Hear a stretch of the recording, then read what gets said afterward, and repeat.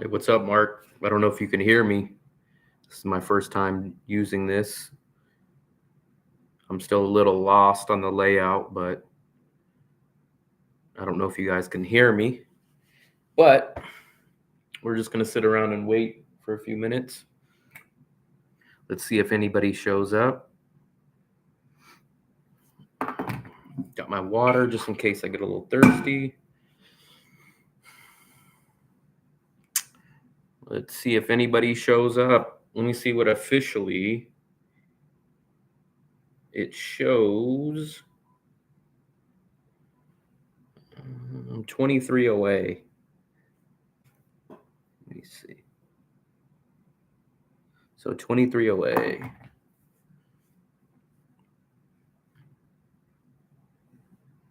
So we'll just sit back and wait for some people to show up or not show up.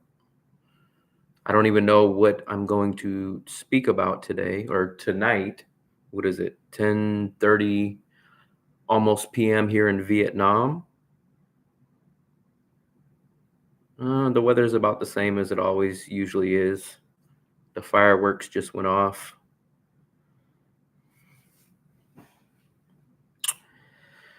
Maybe if some people come in, they can ask some questions. I'll answer anything about traveling, budgets, Asia. What else? Apartment shopping here. That seems to be one of the larger, basically, the larger topic that's kind of blown up for me here. It's always the hard part is this. No, that's the one thing. Okay. No, that's the one thing that I am scared about. That is the one thing that's kind of a downside, I guess. Basically is I am just terrified of driving in Asia, specifically Vietnam, because I should post some videos of how crazy people drive here, but it's insane. So I don't take the risk of driving or riding a scooter here in Da Nang or Vietnam or pretty much most of Asia. It would help me out a lot because I could move into a cheaper apartment because I could be farther away, which saves you some money. Or I can even do day trips and go certain places easier rather than renting Grab or InDrive, which I've been telling people about InDrive. But to answer your question, no, I really don't. I'm just too nervous. It's just a little terrifying for me, but I wish I could. You could rent a scooter here for about $100 a month, maybe a little more, maybe a little less, but basically that's the going rate for a scooter here is about $100.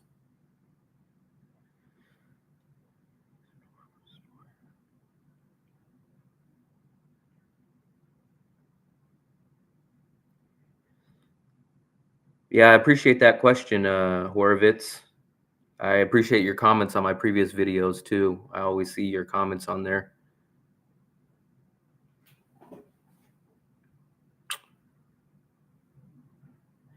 We will see. We will see if we hit that today or not. I'm not expecting it. If it happens, great. If not, we always have tomorrow. Okay. Are you from the Bay Area?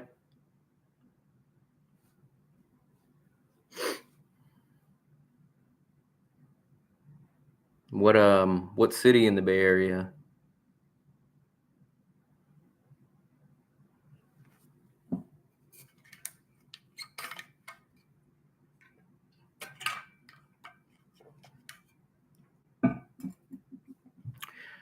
We're at 5 viewers, which is already 5 times the amount that I've had on my very first stream that I ever did a couple months ago. So we have that beat. Okay. San Jose State. I actually applied to San Jose State back years ago. I ended up going to San Francisco State, but I'm from Vallejo, so I'm from the Bay Area also. But I lived in San Francisco and went to college in San Francisco also. I've worked in Berkeley too, so I know all the area that you're talking about. Actually, I worked for a small amount of time right across from San Jose State, actually, for the San Jose Giants. Actually, that was years ago. That was probably 10 years ago or more. So I know all those areas except for Fremont. I don't really ever get out to Fremont. Basically, this is just going to be an open, kind of a Q&A type of thing. If you guys have any questions about Da Nang or Vietnam or even travel budget and stuff like that, then just ask, because I don't really know. I don't really have any set planned agenda. I haven't been to. I was in Oakland and San Francisco the last time about. I think I left the USA again in February, so that was about the last time I was out there. This is the apartment that I stayed at. I'm on my laptop, so I can't really go mobile, but let me see. I could probably turn you guys. There's the living room. There's my patio. I should have done the stream earlier when the fireworks are going off, because the fireworks go off right here, which is right across the river at the Asia Park. It's like a theme park that they have here, and they shoot them off every single night, actually.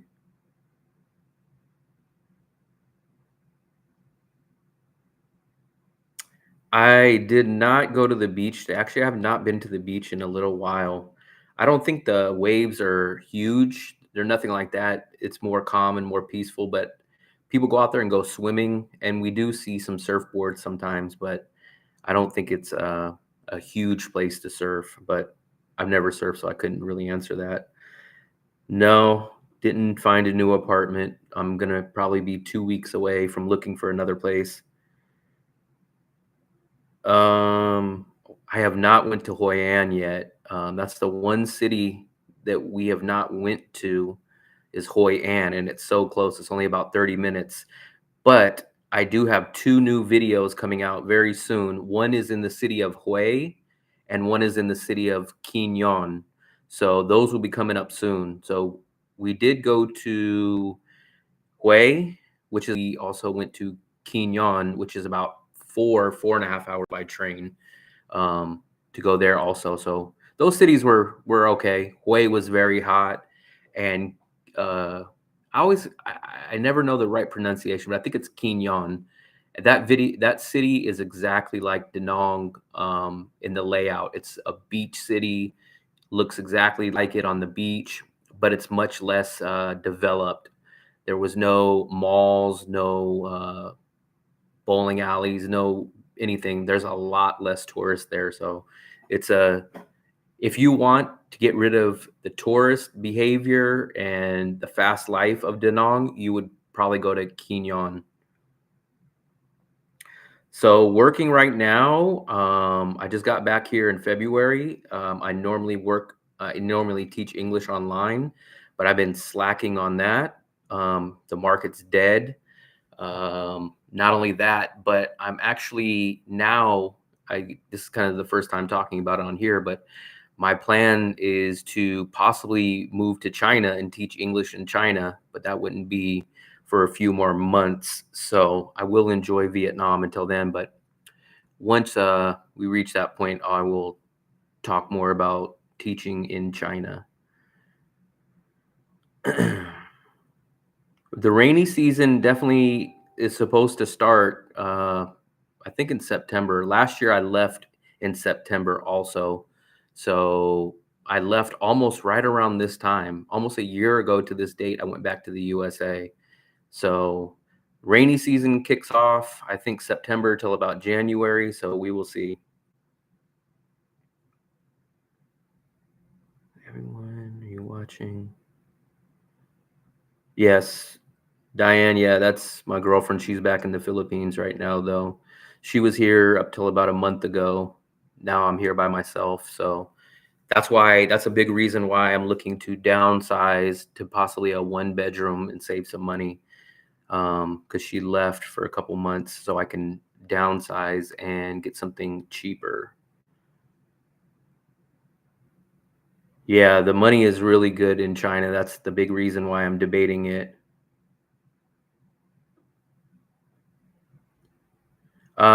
Basically, I have some requirements. So I already have copied and pasted requirements I've sent out to a good amount of jobs lately. And I have a pre-copied and pasted requirement list. I've actually had a few interviews too, but to get to your point of requirements, I have four cities, the only four cities that I'm really interested in: Shenzhen, Chengdu, Guangzhou, and Hangzhou. And basically, I do not want to teach at language centers. I've heard too much negative stuff about it. Plus, I only want to work Monday through Fridays. I don't want to work nights and I don't want to work weekends. Plus, I like the international um, schools that give you a large amount of the public holidays and summer and winter vacation.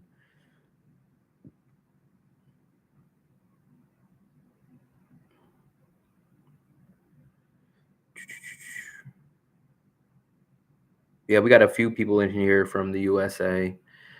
I was just telling somebody the other day that the biggest thing that I miss from the USA probably is the food. Burgers, pizza, Mexican food, especially. I'm from the Bay Area, so Mexican food is big there and it's good. I miss that for sure. In and out. Yeah, there's nothing like In and Out here. Actually, Bikini Bottoms kind of reminds me of In and Out a little bit. Not the same, but they basically have a similar sauce and a similar flavor, actually. So I do like Bikini Bottoms. That is my one recommendation of my favorite burger place here. If I don't make them myself, Bikini Bottoms is the place that I go to for burgers.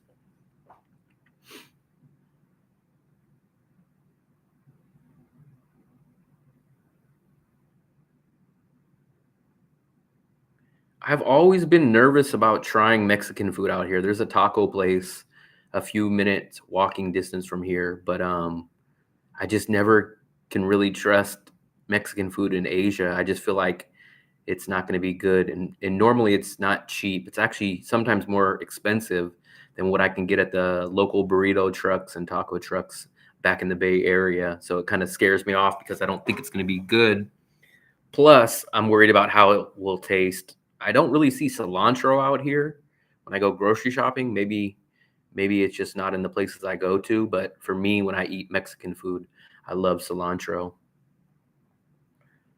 I've not been to Hoi An, but I'll definitely, if I go to Hoi An, maybe I'll look at that Mexican place. Hmm.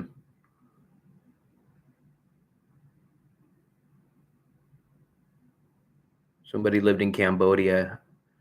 I've heard basically the opposite. I've heard some people say Cambodia is better, it's cheaper. Then I hear, especially lately, a lot of people saying that Da Nang or Vietnam is much cheaper for the quality you get, and Cambodia is starting to get expensive and it's just not worth it. That's what I've been hearing lately, but I've never been to Cambodia. And I know I was going to do a border run there, but it's just too much of a hassle, too expensive, too much of a hassle to get from Da Nang to Cambodia. So I kind of skipped on that.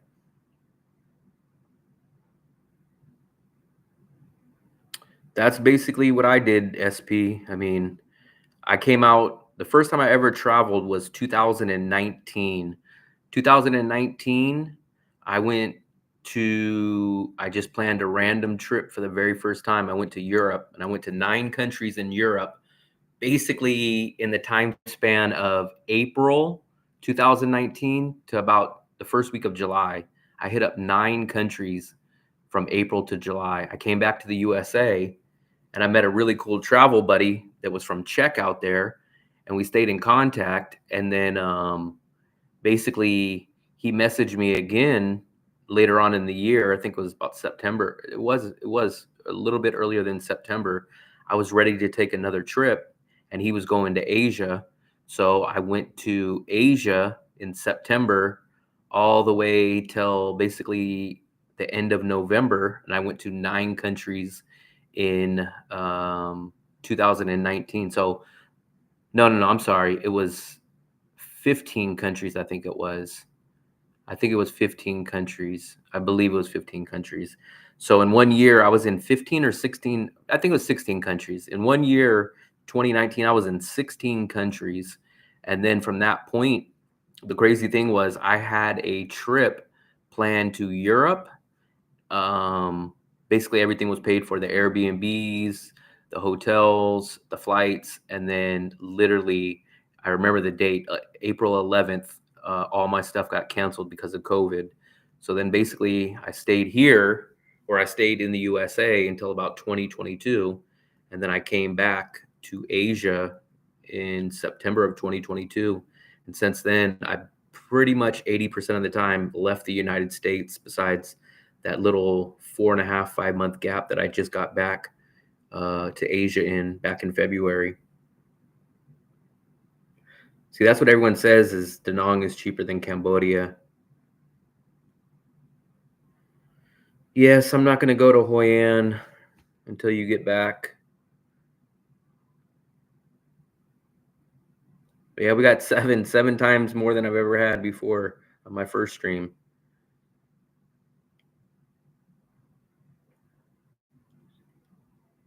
Yeah, Da Nang is pretty much my overall favorite city. I've been to 18 countries, like I said, actually 19 countries, because I went to Laos last month for my border run only for a day.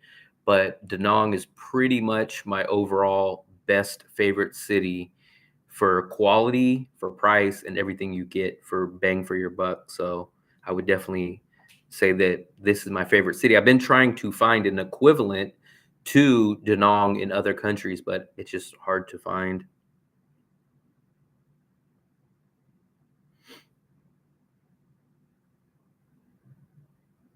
I noticed a couple people are coming out here soon. I had so far, I've kind of helped 2 other people. One was a guy from the UK, and one was a guy from New York. They were interested. They seen my videos, and I knew them also, and they came out here. One guy, he had a disaster. Basically, at the end of his trip, he lost his passport, so he had to go through the nightmare of getting a emergency passport, dealing with a whole bunch of crap. He just finally got back to Thailand, and I guess he's applying for his new passport. But he had I guess, overall good experience, but in the end, it probably soured it. And then the New York guy that I met, he just loves to just jump around. He really was sold on coming here, and then I kind of think just some of the stuff kind of put him off. So he wasn't too happy with Da Nang. That's basically the only person that I've kind of ran into that he didn't hate Da Nang. He just, I think, expected more from it, from what he was looking for, which I told him from the beginning he wasn't going to find. He wanted to find more of the Thailand women lifestyle. He wanted to find, I think, more Western type of food, a little bit more English, but this was all the stuff that I kind of told him in advance to not expect when coming here. I would say that's a good question. Just saying. Um, I would say I'm a full-time YouTuber because I don't have any other source of income. Not that I'm making any money on YouTube now, but it's basically my only thing that I kind of focus on is doing that and my editing. But up until about a week ago or so, I've kind of been putting it on the back burner, but that's basically the only thing that I focus on. Um, could you live in Danong for 800? Yeah, I live here by myself for $750. Let me see. I'll try to pull up my monthly budget for you guys. And that's so I live here. I think last month I spent 715 or $720. And that includes, you guys are gonna be blown away by my ratio. So for this apartment that I stay at right here, I pay $550 total, and that's for electricity, water, everything, rent. I pay $550 here, and I still live in Danong total for everything for under $750. If you've seen my video before, I was looking at one bedroom apartments, which are basically almost 50% less on rent. So if I would have moved to that apartment, my budget here would have probably been about $550 a month. So you can easily live here for under $800, especially if you don't get an expensive apartment like me. It's a 2 bedroom, 2 bathroom. If you don't drink alcohol, or if you at least don't go crazy drinking alcohol, and you don't go crazy on buying Western food, but you could easily do it like that. I've actually, the cheapest I've ever lived in the Philippines was in Cebu, and that was about, I think, March and April, and I did it for right under 800 bucks. I was kind of surprised. Yeah, there's a lot of business opportunities here. I just got so much on my plate as far as what to do and what to decide that once I get settled in a rhythm, I think it'll all come to me at once. Like I said, I'm debating about teaching English in China upcoming. My YouTube channel is almost monetized now. Maybe tonight it might be monetized. If not, probably tomorrow. So all these things are all coming at once. So I got a lot of stuff going on. Oh yeah, that's what I wanted to do. I wanted to show you guys my last month's budget. Hopefully this will pick up. I'll show you guys last month's. So this was, so here we go. I'll show you this first. So let's see if you guys can see that. So my total budget, if you guys see down at the bottom there, let's see if this will pick it up. So my total last month was $731. I had a budget of 750, I think it was, and I came in, if you see in the orange where it says remaining, I came in $18 under budget. And I'll show you basically what I spent. So I have different categories. Let's see if you guys can see that. So I have things like the actual budget. So that's in Vietnamese dong. The food category, I break it down in food category, transportation, entertainment. I'll scroll over here just so you guys can get an idea of what I normally spend in US dollars. So every row is a different day. So some days you'll see I barely spent anything. Let's see if this will pick it up a little bit better. But basically, that first day I spent $10.97. The next day was like 16 cents. So for me, I cook a lot. So I think that first day I probably bought some groceries and I cooked at home. $2, $10. If you guys see, go down the list. Basically, my highest day that I spent here was $19.81. But the average for all these looked like it was about, let me scroll down and see what the average was. So the average was $5.80 a day that I spent here. See if you guys can see that. If you guys see sum and you guys see average right there. So my average day that I spent last month was $5.86. But I live a lot cheaper than other people. I'm very budget conscious. I don't eat noodles or soup. I don't live at hostels. I don't live in a tiny studio. I spend the majority of my money on rent, but I do cook out. I cook inside a lot. And I found a lot of good cheap restaurants here. So when I go to restaurants, I'm very cheap. I walk a lot here, so I don't take too much public transportation. And if I do, I use InDrive, which is about 50% cheaper than Grab. So you could save a lot of money here. Like if I move next month to a small one bedroom, my goal will be to get under $550 a month. Yeah, see, uh, Horvitz, 17 to 25 square meters. See, the place I'm staying at now is either 65 or 70 square meters, and I'm paying exactly the same price, basically 500 a month. Oh, Ayala Shopping Mall, 250 bucks. That's crazy. Um, to market online, shoot, a lot of my skills don't transfer over, but so I'm not the greatest editor, which is a big reason why I don't get a lot more YouTube videos up, is because I hate editing. I don't really hate it. It's just so time consuming. I do have a TEFL to teach English. I have a university degree. So I got different things. Back when I was in the USA, I also had a online reselling company where I basically would go get free things or cheap things. I would either fix them up, clean them up, or just buy them for cheap and resell them and send them out on eBay or Facebook or different outlets that I would sell. Yeah, instead of the 20,000 soup out here, I always get the 20,000 banh mi. Banh mi's I get right down the street for 20,000. So I always get the banh mi. We have an actual banh mi lady that we go to that I basically get all my banh mi's from, that place and one other place that I go to occasionally.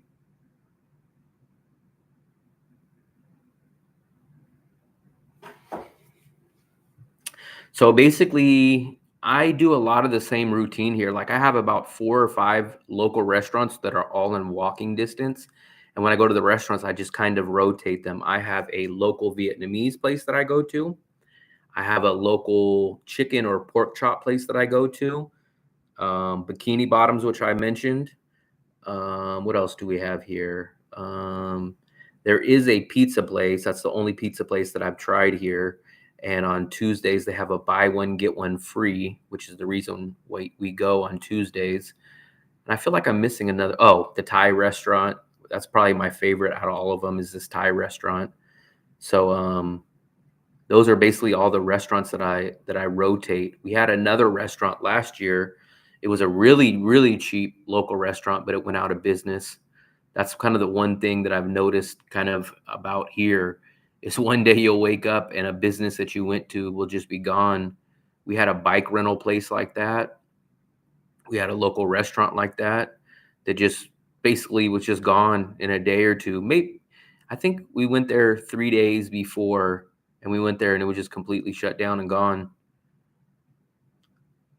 Um, so I've been making YouTube videos. Technically, I think if I go back and look at my oldest video, I guess technically it was like 3 years ago, but I never really was consistent. I would make one and then maybe 6 months later I'd make another one.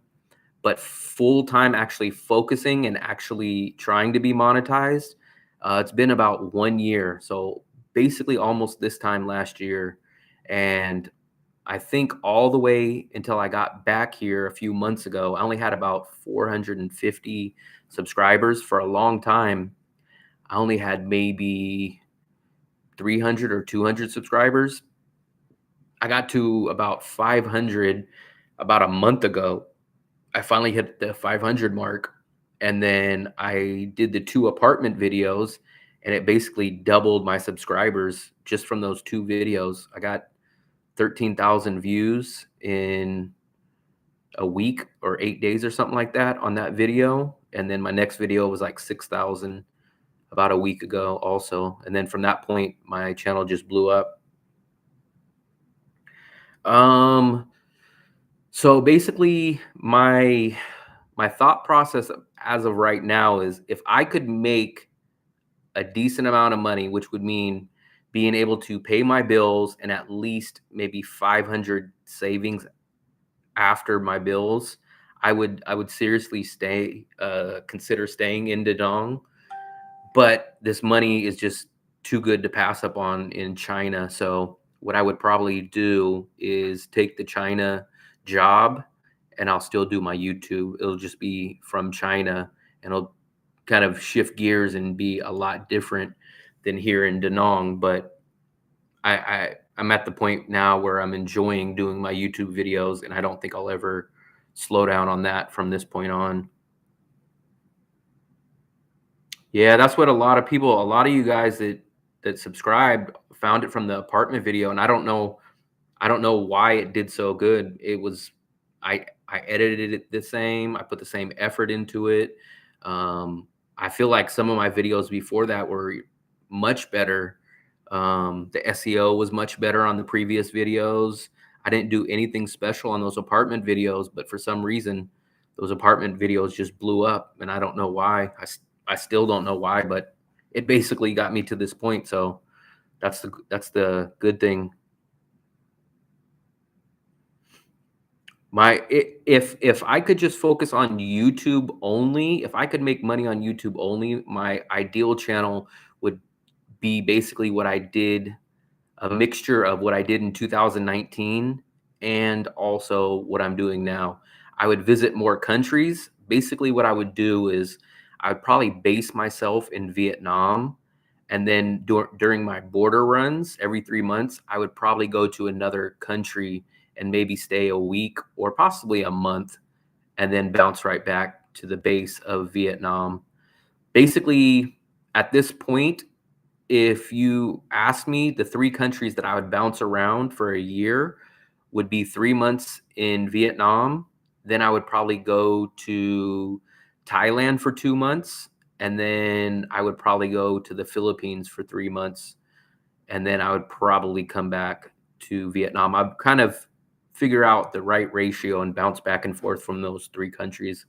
If it was up to me and if I could make money on YouTube and just focus on that, that's probably what I would do.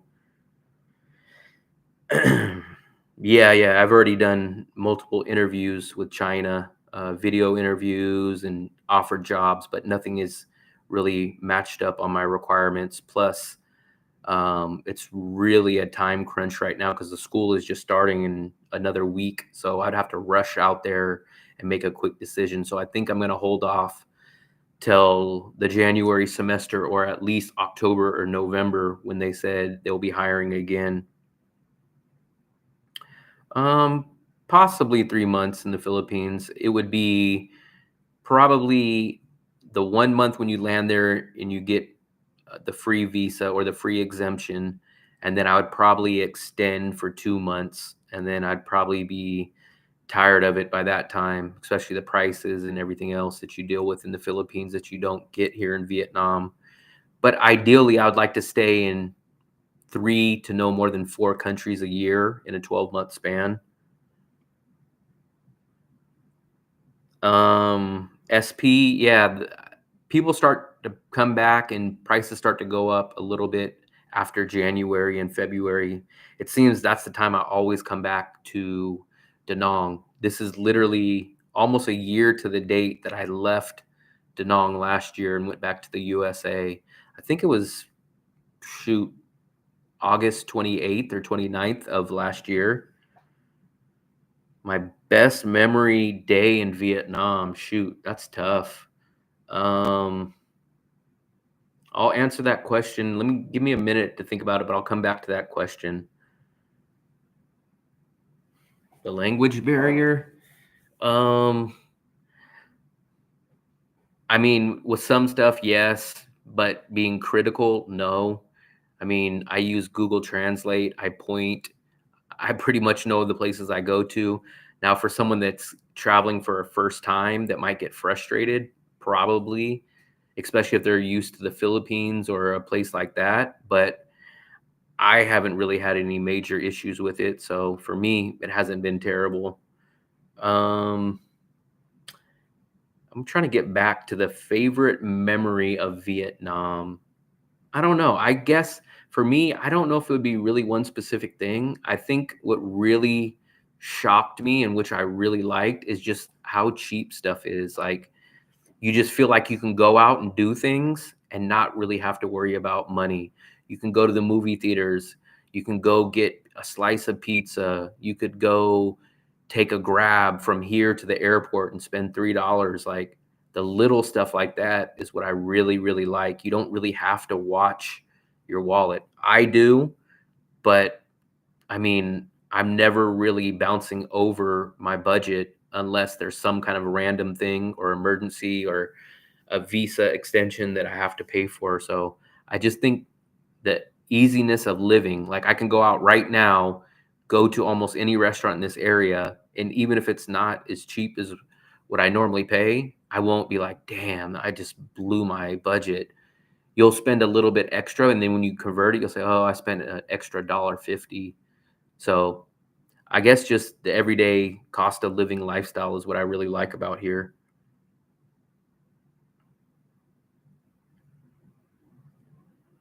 Trying to see if I missed any of your guys' messages. Let's actually get a little quick update. Have I got any more closer to the monetization? Let's take a look. I've actually been on here for 40 minutes. So we're at 979. So I'm still 21 away. I'm kind of expecting to maybe hit it tomorrow when I wake up. It's 11 o'clock here. Dragon Bridge. I've seen the Dragon Bridge so many times now because I literally am right across the balcony faces the Dragon Bridge.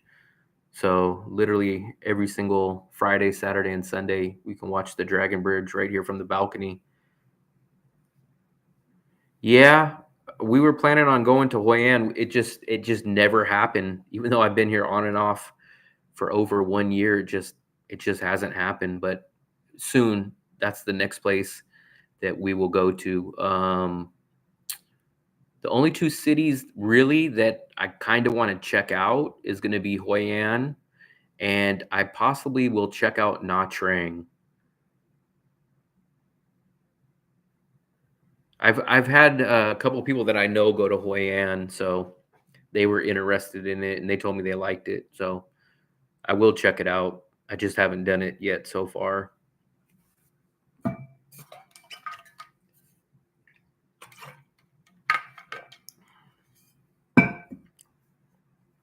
Yeah, it's weird because when I read online, Reddit or Facebook, I'll see people that are just completely split. They either love Da Nang and they'll say, "Oh, stay away from Hoi An," or I will see people that love Hoi An and say, "Oh, Hoi An's much better than Da Nang." I basically get 50-50 on that. What travel vlogs, man? I follow a lot. Um, Obviously, probably a lot that you guys know of. I guess my first real travel vlog that I started watching years ago, probably 2019 or so, was Bald and Bankrupt. Who else do I watch? I know I'm gonna miss a lot of them. Let me actually pull up my phone and see. Um, I was watching Ken Abroad a lot. Who else was I watching?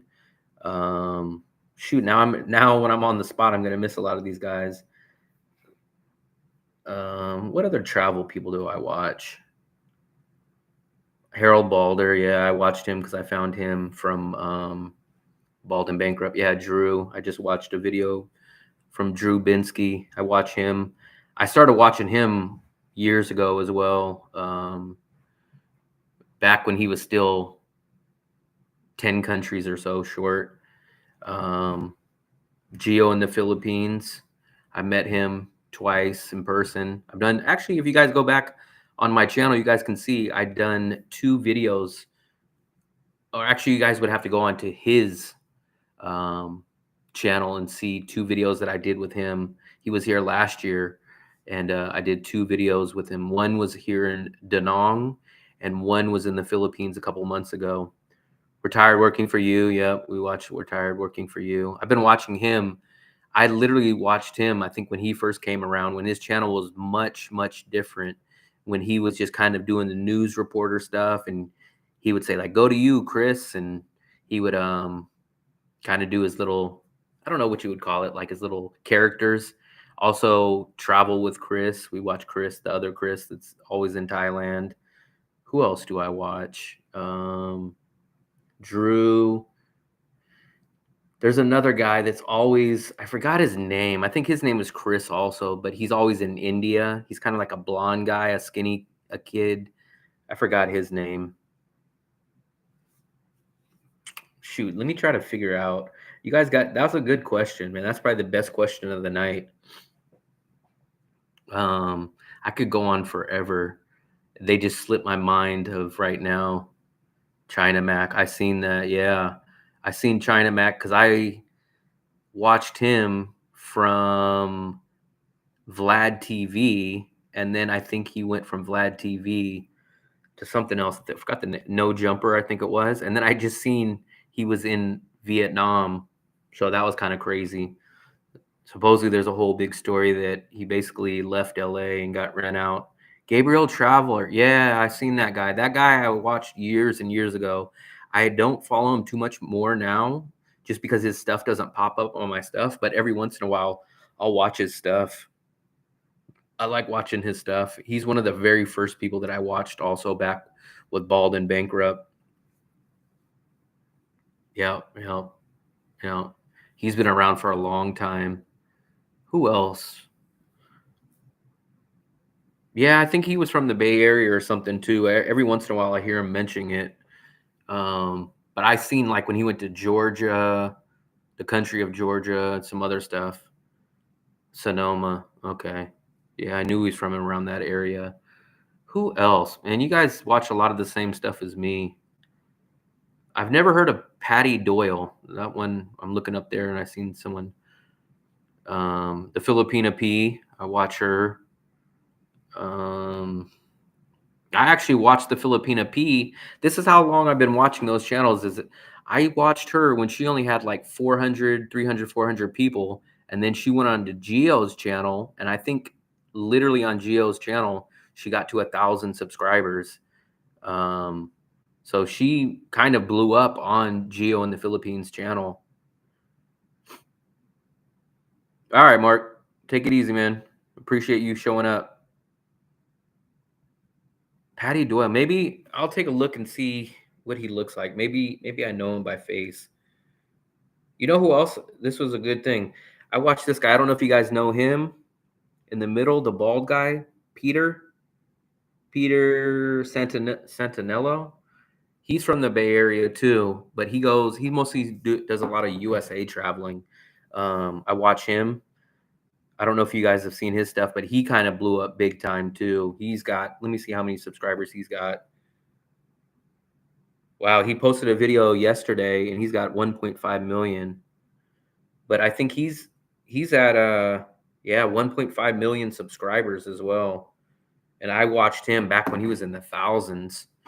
Who else do I watch? I know it's not really travel, but we watch Soft White Underbelly. Sometimes he travels and goes to different places, but mostly his interviews are in USA. Patty Doyle. Let me look up that guy. Patty Doyle. Here he is. I kind of remember his face a little bit, but I don't think I've watched his videos. Yeah, I don't think I've seen his videos. I kind of remember his face though. The only people that I really watch from Thailand that I think is Retired Working for You. Oh, and Rides for Kicks. That's another guy from Thailand. I don't know if you guys know Rides for Kicks. I've been watching him for a few years too. Rides for Kicks and Retired Working for You. I think I started watching those guys around the same time. Those are the two Thailand guys that I watch. And I guess Travel with Chris. He's always in Thailand. He's from California. He's from Southern California, but he's always in Thailand also. I'm trying to see if I got anybody else.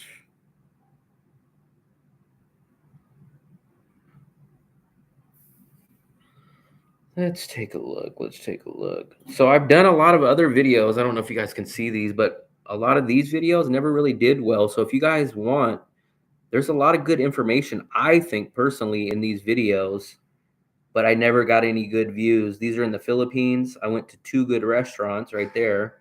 One in Bacolod, well, actually both in Bacolod. Those are some good videos. So basically, if you guys want to check out those videos, they got some good information on them. Side Trip Life. I never heard of that one. Never heard of it. For some reason, a lot of you guys, I think, found me because of my apartment search, which I don't know why. Maybe Vietnam's pushing apartment searches or something right now. That's a tough question. How long does it take? Because for me, I'm the type that I just can't sit and just get it all done at once. If I could, I would probably guess 4 hours, probably at least, for a 20-minute video, and for me to add the text. Maybe if there's music, if there's other stuff, if there's clips or B-roll that I need to add. But I slack and I procrastinate. So usually for me, a video, if I'm focused, it'll take me 2 or 3 different days of working a few hours each. One day I'll kind of trim it down. Another day I'll start putting B-roll over it and put text. Then the next day I'll make my my thumbnail. So it's a long process. That's why I said I have 3 more videos that I'm going to post for you guys, hopefully in the next week. But one's from like 2 months ago when I went to Hawaii. About the same time, about a month ago, I did my visa run that I'm going to post, the bus border visa run I'm going to post soon, and the city of Quinyon. So still a lot. Yes. So I just did my visa run about a month ago. I think it was like July 7th. Yeah, it was like July 7th. So very first time ever I've done the Laos bus border run. Before that, I was always flying to Thailand to do it. But the rules changed this year that you have to either be out of the country for 3 to 5 business days and wait for your new e-visa, or you can go through an agent that can expedite it, or you can go take the bus to Laos. Basically, I had to get there at like 4 o'clock, 5 o'clock in the morning, and we came back about 5 o'clock at night. I use Adobe Premiere to edit. That's basically the only thing I use. Patty, Canadian. Oh, you know who's another guy that I watch that a lot of people don't like, or at least they make comments about that I kind of like? What's the guy's name in the Philippines? He always says Babe Rooney. You guys know? Regular guy. That's his name. A lot of people, I heard that he rubs a lot of people the wrong way. He kind of grew on me. But I don't know if he's done videos lately. I haven't seen him in a while, but I watch his videos every once in a while. Sometimes when I'm in a mood, I'll watch a few of his videos. He tells pretty good stories. That's the thing that I like. Whether they're true or not, it doesn't matter to me, but he tells some pretty good stories. And I know the only thing I just don't understand, like, he goes to like the smallest, tiniest hotels and like these places, and he pays so much money for them. Not luxury type of money, but when I look, I'm like, man, he's paying double or more than what I pay here in Vietnam for a huge place like this. And he'll just get like literally a bed, sometimes just a fan. But I don't know. I watch his channel sometimes, but I think he went back to Canada or something. When you mentioned Canada, I think that kind of sparked my memory. I think he might have came back, but I haven't seen any of his stuff since he came back.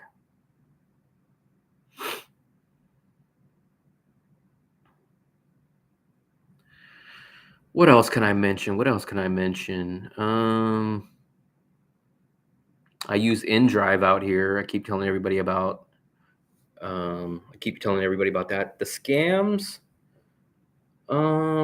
the worst day, it wouldn't be in Da Nang. I guess the worst day that I've had in Vietnam was last year. We went to Ho Chi Minh, and basically I rented an Airbnb. It got paid for, everything.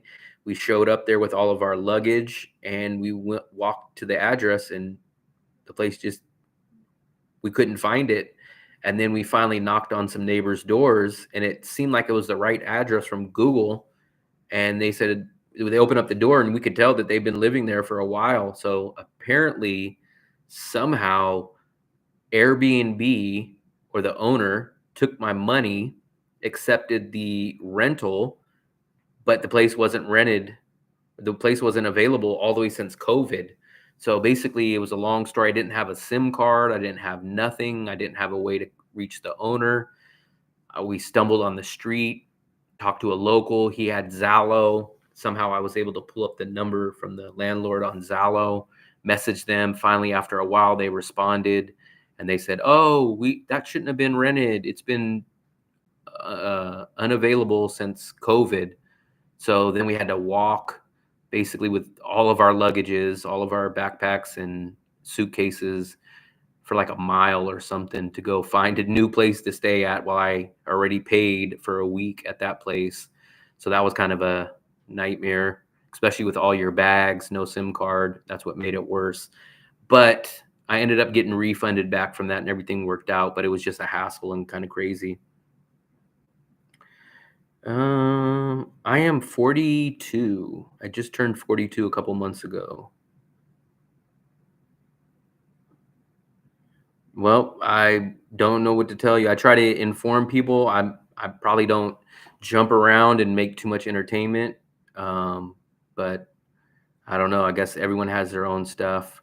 Social Sammy, I've heard him a couple times. I'm not really sure.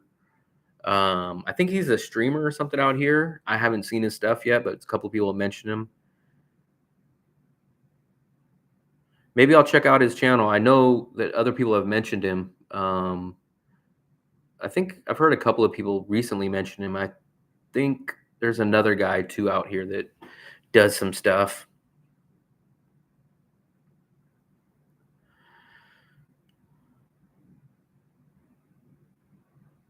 Yeah, I think my problem is I'm more informational, and give you guys basically how to save money or how to avoid certain things, rather than amusement. Actually, my girlfriend is in the chat room right there. So she is in the Philippines right now. She just went back from being here, I think last month or so, about a month ago. From the people, especially the New York guy that I was mentioning you, if you asked him, he would say it's terrible, just because of the culture, the language barrier, stuff like that. Um, what did he say? Basically, he wanted a Thailand type of lifestyle, but I think when I read information and stuff, they were basically talking about how like 80% or 90% of Vietnamese women, uh, by the time they're 25, are already married. Plus, there's no English, or at least there's very, very little English compared to other Asian countries, especially in Southeast Asia, as well as it's just not a big thing here. So I guess basically it's probably not the greatest. I think everybody's friendly. Everybody is friendly, but I just don't think it's a big thing here.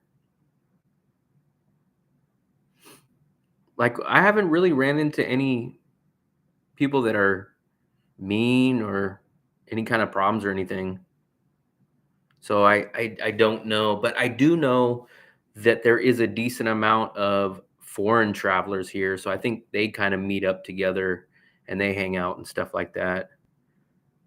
Um, Actually, I don't think so. I don't really think so.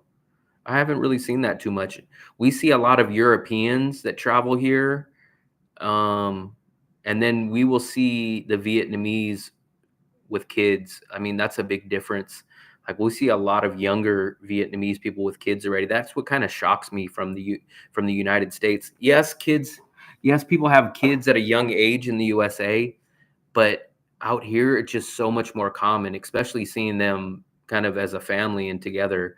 You might see a lady in USA, a single mom with a kid or something because you just see it. But out here, you see a lot more younger families with kids here. It's kind of a big difference. Yeah, no, I didn't shave today. That's the one thing. I wasn't planning on doing a YouTube live video actually, so I didn't have a plan. I'm just trying to see if we can reach that 1,000 subscriber mark. Let's take a look. Let's see if we got any closer now.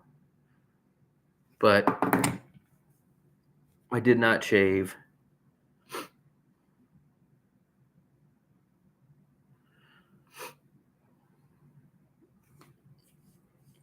Gypsy, you got a lot of criticism going on here. I don't know if you came here for some information or entertainment or to criticize, but oh well, you're here. I appreciate you being here. Let's see. What else do we have? Did I miss any other comments? It's a rough day. Yeah, that was back in Ho Chi Minh.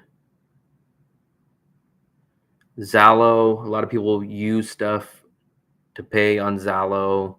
I still haven't broke down and got it yet. I pay with cash for almost everything. Even my rent, I pay in cash. I rarely use my card for anything. Actually, it's kind of funny because today I just used it.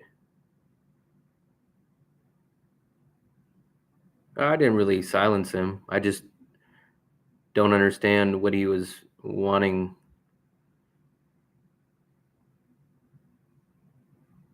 I mean, I don't know. That's I'm not going to get upset. Whatever he wants to say is he chose to spend his time here, so obviously there was something that he wanted here. He could have been watching YouTube or eating dinner or doing anything else. So whatever.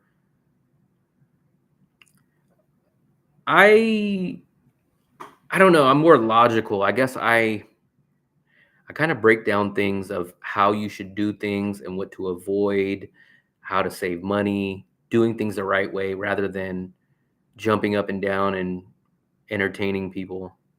Now, I wouldn't mind entertaining if you guys find it entertaining. That's great, but my main focus is basically how I think of my YouTube channel is telling you guys all the stuff that I know so that when you come here, you feel like you've been here and then you know exactly what you should do. Because, like, for me, I go to new cities and then I'm like, oh, okay, I should have done this. Oh, this. Oh, this.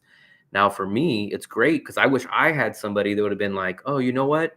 Don't go buy this thing from here. Don't go buy and do this here. But I don't know. We're actually at an hour now. So I don't think we're going to hit that 1,000 mark today. Yeah, I'd like to just get straight to the point. Um, I would like to be able to be like regular guy and tell some interesting stories, but I don't know. I just kind of like to get to the point and get the payoff. Just of getting to the point. Maybe I'd need to learn how to tell stories better. I don't think we're going to hit the 1,000 mark tonight, but I'll still stick around for a little bit longer. We've hit the 1 hour mark. I think I've gained 2 or 3 subscribers during this time. So we are 21 away. So I do have at least one more video coming soon. I'm going to hope to try to have that one up in like within 7 days, maybe less.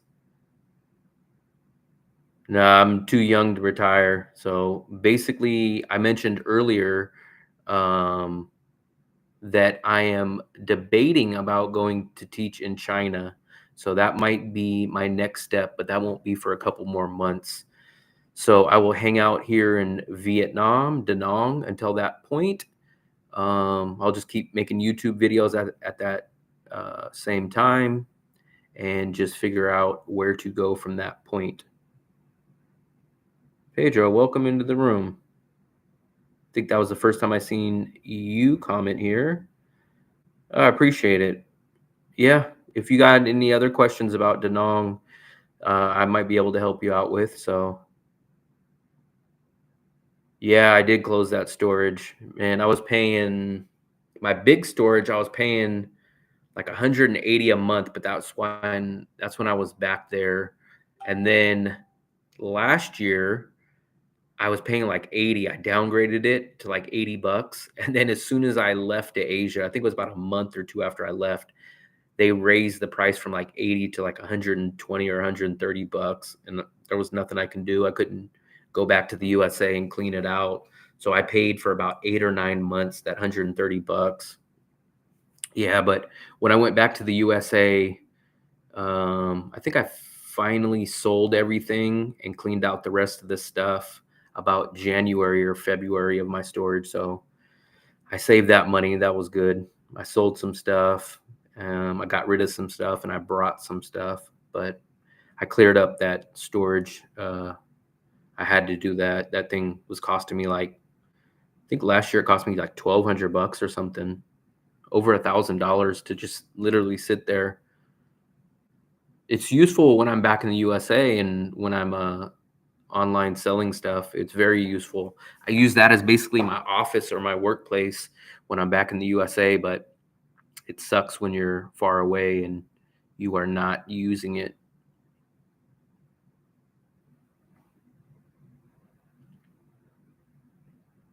It's hard to this is only my first or second live stream. It's hard to keep looking at the camera, but trying to look at the comments and then trying to watch myself. So there's a lot of distraction I got going from looking there, looking up to the camera, and then looking at myself. Pedro, did you also probably find my channel through the apartment videos, or which video did you find me on? It seems like everybody found me on those apartment videos. The only exercise I really do here is walking around. That's about it. Walking on the beach. Yeah, that's what everybody, I think almost the majority of you guys basically have found me on that apartment video. I don't know why it got so big, but I appreciate it. And I'm happy YouTube somehow put me in that algorithm because I'll actually show you guys. Let me see if I can pull up my videos. Let me see. So my video before that one only had 1.3 thousand views, and that was from 3 months ago. And then I posted the apartment one 10 or so days ago. Where's it at? And that got 13,000. So I don't really know why, but oh well. Yeah. So I'm debating about doing some more apartment videos. One would be maybe a cheaper version of what I just did, or possibly hotels. Maybe I'll go take a look at some hotels and give you guys some options on what hotels you guys can get out here.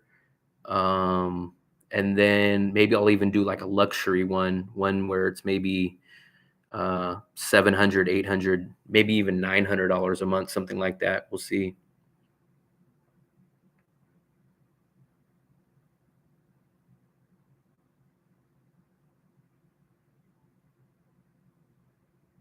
Yeah, it's crazy. Yeah, for some reason those apartment videos did good, so maybe I'm gonna post those other videos that I told you that I've just kind of been far behind in editing. I literally have 3 videos, the 2 different cities that I went to and the bus visa run that I need to upload because those have just been sitting for weeks.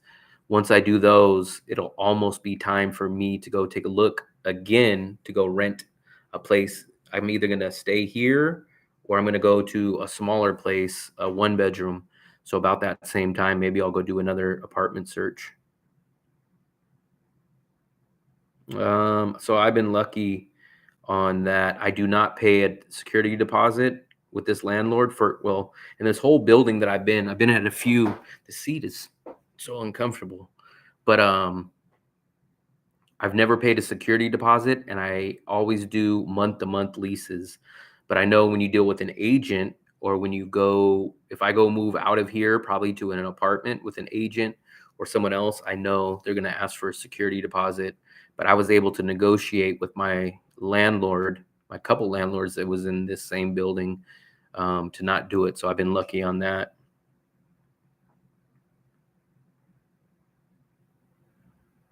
Oh, and Pedro, actually, man, those were not even the cheapest places. Like those, I still would consider a little bit not expensive, but definitely more than what you can find here.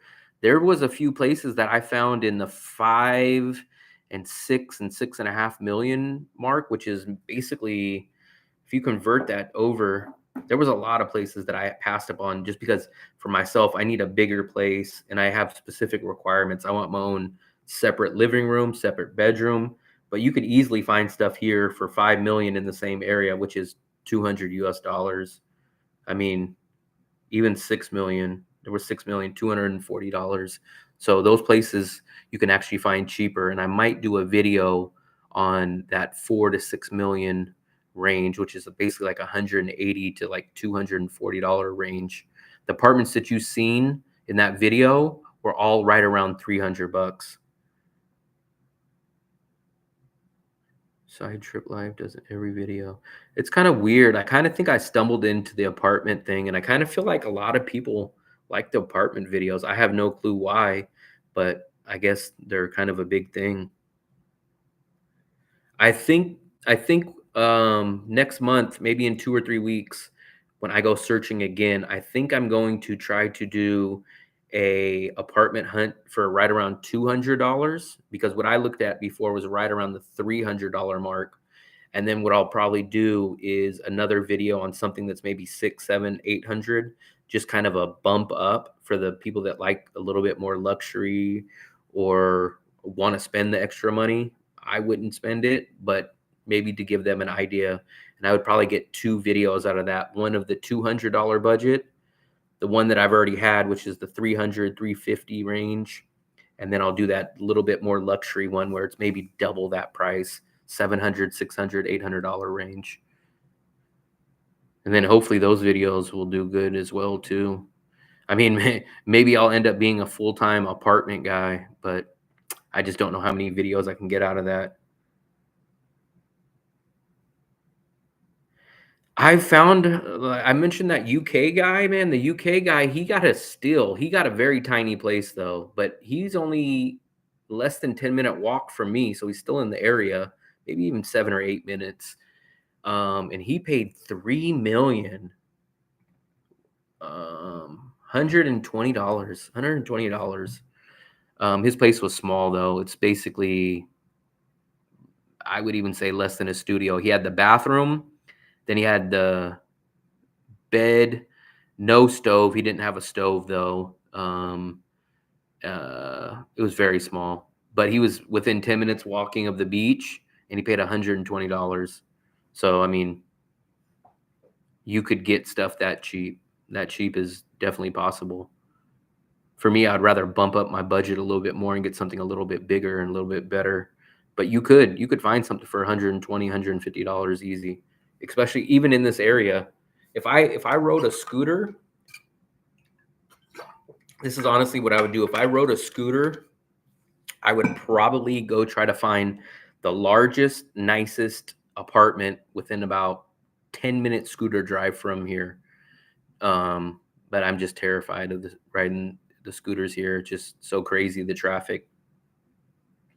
I think that's what I'm gonna do. I think my next video that I actually shoot in a couple weeks will be the $150 range. I think that'll kind of be it. I'm in the same boat that you're in, man. I'm hitting that $750 mark, and then if I downgrade to a one bedroom, I'll be hitting that 550 mark, which will be crazy. So, I mean, basically, you're almost in the same budget as me. Now, if you don't need a two bedroom, if you don't need to be one block on the beach, if you don't need a huge place, you could easily uh, find a place for $300. I save cheap because I cook a lot. So my food budget is, I think, when I was looking at my budget from last month, I think my food budget was only like 160 bucks. And then my transportation budget was like $10. I mostly walk everywhere and I stay in the same area. I don't drink alcohol. That's where I save money. I don't go to clubs. That's where I save money. And I don't really do too much paid or expensive entertainment. I go to markets, night markets. I watch the Dragon Bridge. I go to parks. So I do a lot of free or very cheap things. I couldn't imagine, even if I would say if you went out every single day eating only Western food, not local food. If you went and like ate pizza, burgers, spaghetti, all non-Vietnam stuff, I think you would still be hard to spend $300 on food a month. I would almost be safe to say that. So I couldn't, because I'm spending about 160 to 180 maybe. Um, and I'm going out to restaurants. If I wanted to, I could literally go out to restaurants 7 days a week. And when I go to a restaurant, I'm spending 100,000 or less, which is shoot $4. So $4 for dinner. When I eat out for lunch, I get a banh mi for 75 cents, or I get this other dish called bonnet, I think it is, which is kind of like a banh mi on a plate. Basically, it's a little bit deconstructed. But yeah, the Western food and the alcohol is going to jack your budget up. If you can avoid those two things, or at least cut those down a little bit, you will save money. So if you don't drink alcohol, you're going to have a big, huge savings. And if you don't care about the Western food and you eat local food, you will save a lot of money.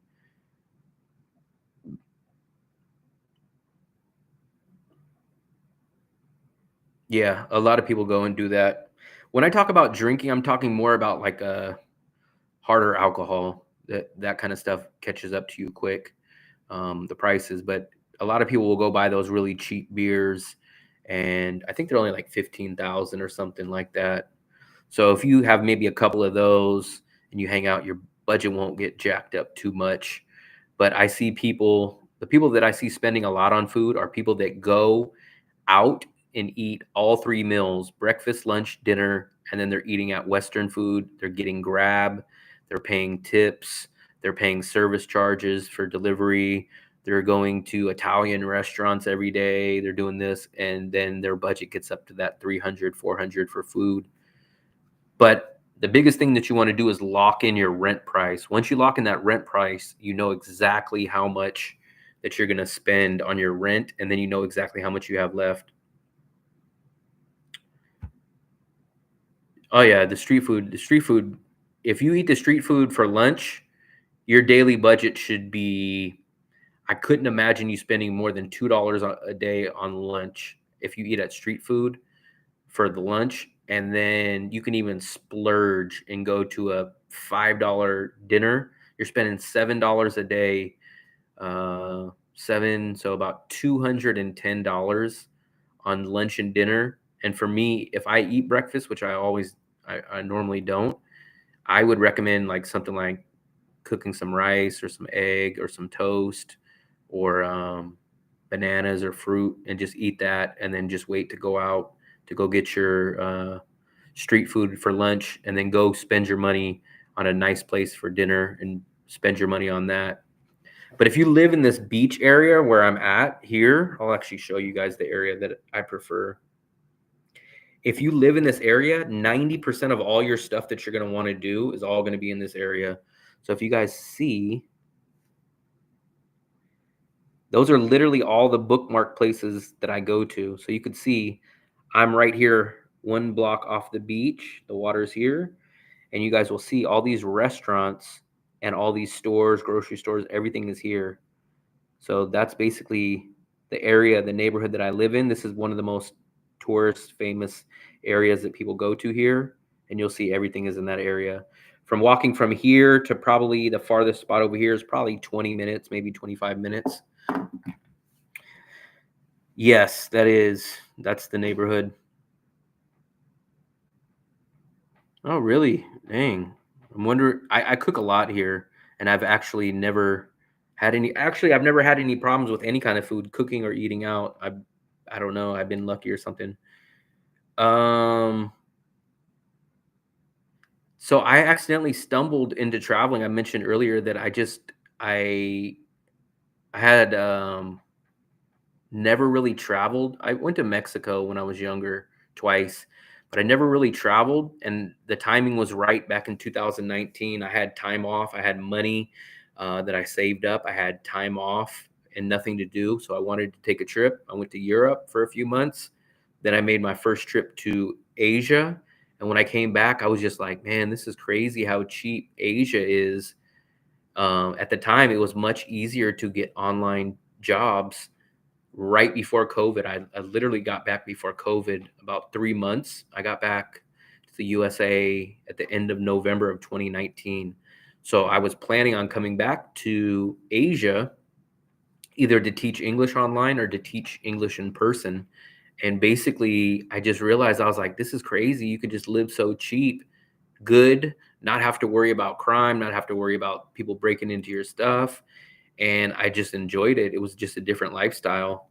And then every trip that I took, I basically went to Europe for 45 days. My next trip, I went to Asia for 90 days.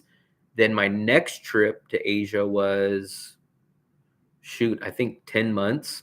And then I've been here for about 8 months now and plan on being here for as long as I can.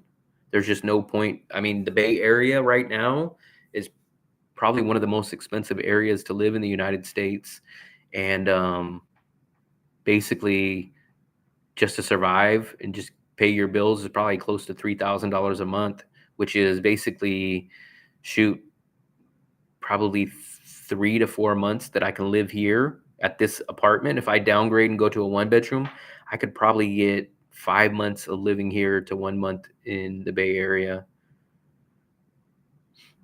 Yeah, I like being in Asia too. My goal is to go to 100 countries. I don't know if I'll ever get there. I'm still 80 plus countries away, but it's just so hard to leave Asia because of multiple things, how cheap stuff is, um how good of stuff you can get here, and you can easily travel by plane to different places. I think if I were to choose to go to a whole different part of the world to travel, I think my next trip would be to South or Central America. But I know it's going to be a lot different. It's going to be harder to travel there. The English is going to be a lot harder. Um, it'll be a lot different. But once I get tired of Asia, maybe that will be my next stop. Um, wow, 98. Wow, yeah, Europe. That was way before my time. There's some downsides to Asia. Like, I don't want to make it sound like it's perfect, but the humidity always gets me. No matter how long I've been here, the humidity gets me. I'm very impatient, so you have to have a lot of patience. Everything's slower pace, or people don't value time as much out here. Things change all the time. You can't use cards all the time. So there's a big adjustment. There's not everything's not perfect out here for sure. Mm, mm, mm, mm. I don't know if we have any Western women in here. Um, I've been to Japan, but only two different times, and then we're only for 1 day each. I've actually been to China. I went to China. That was probably my, uh, I guess, most difficult place to travel, but that was literally the second. I think it was my second country. No, it was my first country. It was my first country that I went to in Asia. I went there. I went to Hong Kong. I went to Shenzhen, and I went to a city called Chongqing. So I went there back in 2019. That was the hardest place to travel. I think combination of me being in Asia for the first time, also some of those cities, they had everything in Chinese, no pictures on the menus, nothing, nothing translated in English. Nobody really spoke English.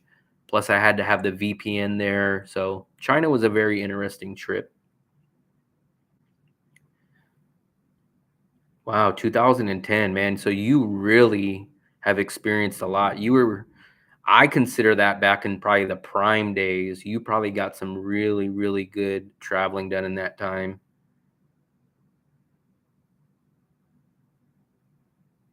Agree. It's been a few weeks. I was in South Korea. I was in Seoul. I was only in Seoul. That was the only place I've ever been to. My crazy story about South Korea is I flew from San Francisco to South Korea. I think it was last year, and it was right around November, so it was right around Thanksgiving time, and I never knew how cold South Korea got. Luckily, I normally travel in shorts when I'm coming to Asia because it's always hot. For some reason, I had my shorts on, and right before I got on the plane, I said, "You know what? Let me put my jeans on." So I put my jeans on, and when I landed in South Korea, I got off the train and I had to walk to my apartment. And when I got outside, it was almost snowing. I think snow was just trickling down. And I was like, wow, I'm so glad that I put on my damn jeans before I got on the plane. And luckily, I had my rain jacket packed away in my backpack. But I literally had to walk almost a mile and that my hands were frozen. I was just so shocked at how cold South Korea got. I didn't even check the weather. I wasn't even expecting it because I was just going there for a 1 or 2 day layover before I went back to Bangkok. But the interesting thing was in my apartment, that was the only place I've ever been that had heated floors. So I turned the heated floors on at night because it was actually very cold. And then I got up, I think probably in the middle of the night to get something to drink or to go to the bathroom.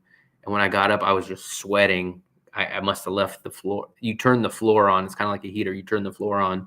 I was sweating and I got up and I was like, why am I so hot? And I stood on the floor to go get something to drink and freaking the floor was hot. That's the only time I've ever experienced that. Yep, yep, yep. That's crazy that basically Japan was paying 3 to 4 thousand a month back then. I heard those were the prime teaching days. Now that's about 3,500, 4,000 is what China is offering now. But that's basically the only country that's coming close to that amount. I heard basically teaching 10, 15 years ago was a nice business.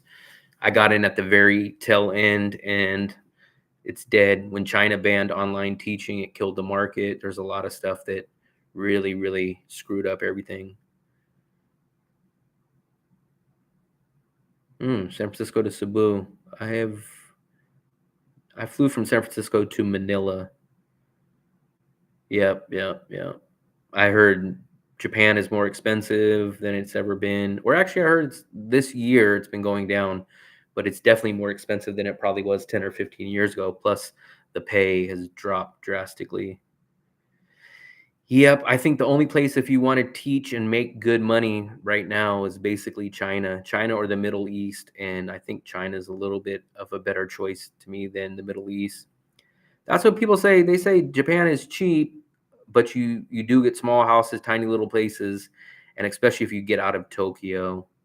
But it's definitely Japan is not as cheap as Vietnam or the Philippines or Thailand. So it's in that Singapore, Malaysia type of budget range, I heard.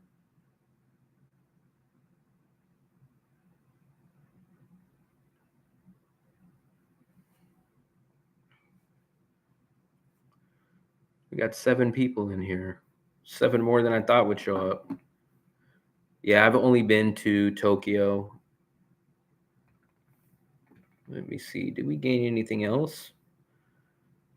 I think I will stick around till it's 11:45 here, so I'll probably give it another 15 minutes. If you guys got any other questions about anything travel, USA related, budget, I'll answer anything. Um, what else? I'm trying to think off the top of my head what else I should talk about.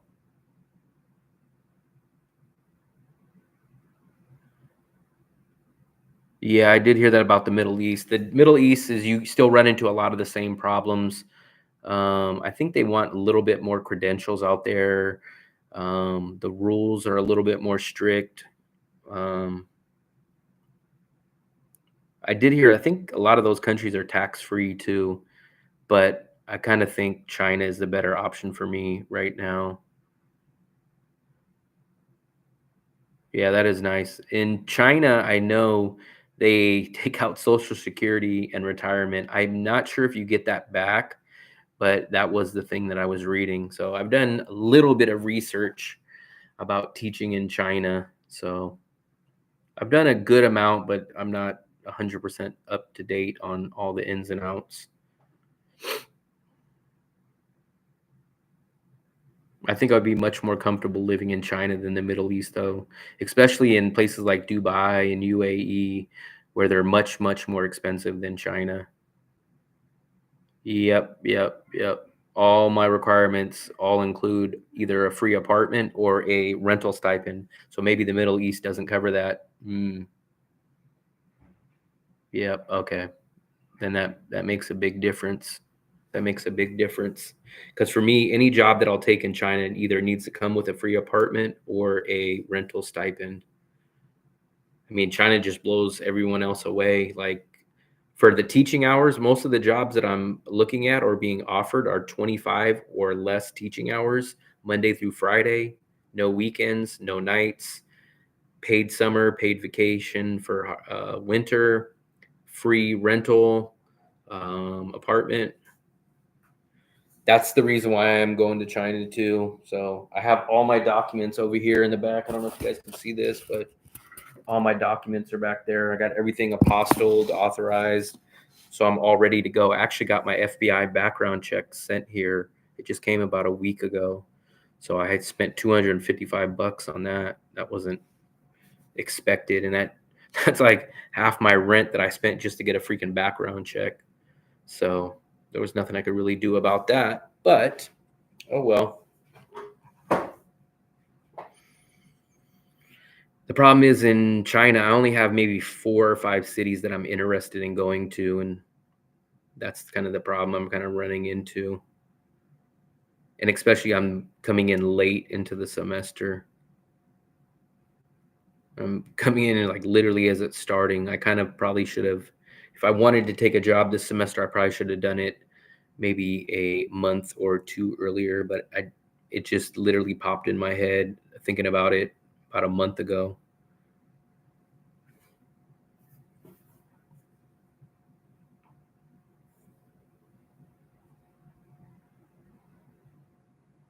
I'm surprised this is a long live. Shoot, that's an amazing question. So there's so many answers to that question. If you're coming here with no income coming in, I would recommend 1 year budget.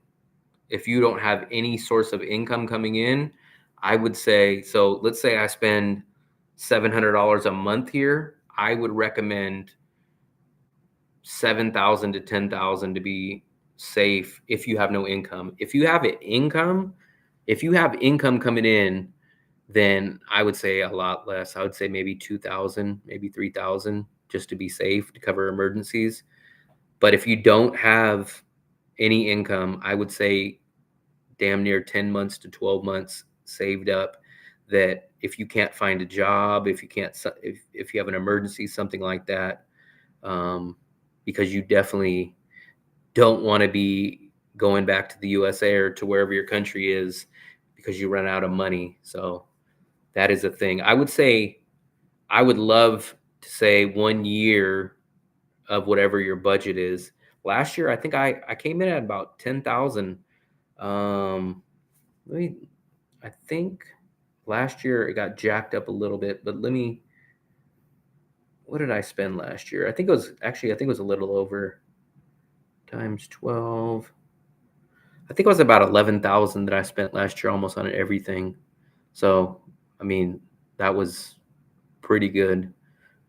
I think with what I know now, and if I didn't jump around to so many countries and take so many flights back then, I could have probably got that number closer to $10,000 a year for everything. Maybe 10,500, but basically you can get it if you're tight on your budget, you could probably do 10,000, probably even less, but you'd have to sacrifice some things.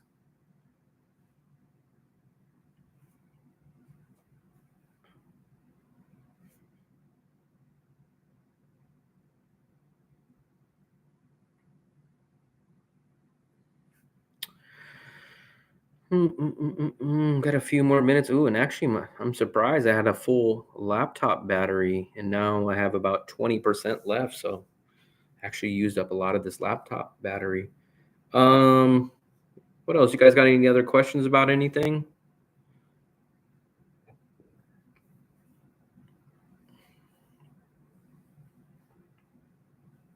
I know a few. Um, damn, I forgot the name of it. I think it's like a MSI. I don't want to turn this off. Let me look. It's the first time. I usually always have. Um, I've always had Lenovo. I've always had Compaq. There was another brand I had for a long time. This one's called the MSI, I think it is. Yeah, yeah, yeah. I don't ever use anything Apple. I just don't want to pay the money, and I don't know how to use a lot of their stuff. So I keep it simple. Android and PC. That's basically what I always use. Android, Samsung. I'm a I'm a PlayStation guy over Nintendo. I'm a um, PC over Apple. I'm a Samsung over iPhone. I kind of have a little pattern of sticking to a lot of the same stuff. I was a Sega guy. I was a PlayStation guy. Yeah, PlayStation. I did have the original Nintendo, but I don't think I ever had a Super Nintendo. I didn't have the Nintendo 64. I didn't have none of those. I always went from Nintendo, then I went to Sega, then I went to PlayStation 1, PlayStation 2, PlayStation 3. So my journey kind of went that direction, and then it was always Androids. I actually do have an iPhone. It's like a 6, but it's like my backup of my backup phone. And I think I've only been on it once or twice since I got here. I think I've only used it for like 20 minutes. Um, I've never had a Betamax. When we grew up, we had a VHS. I think Betamaxes were kind of gone or almost non-existent back then. I didn't even get a VCR, I think, till I was about 9 or 10 in our house. So it kind of took a while. Yeah, you know what? That is another thing. I miss my PlayStation 3. I didn't play too many games, but I miss Grand Theft Auto 5 playing online. Sometimes I wouldn't play it for months and months and months, but then when I would turn it on, I might play for 7 o'clock at night till 2 in the morning sometimes, and I would just get online and just go mess around. I love Grand Theft Auto 5. I do miss that. I wish I was playing Grand Theft Auto out here when I'm bored. So I miss the food. I miss Grand Theft Auto online, and I miss driving a car. Those are the biggest things that I miss.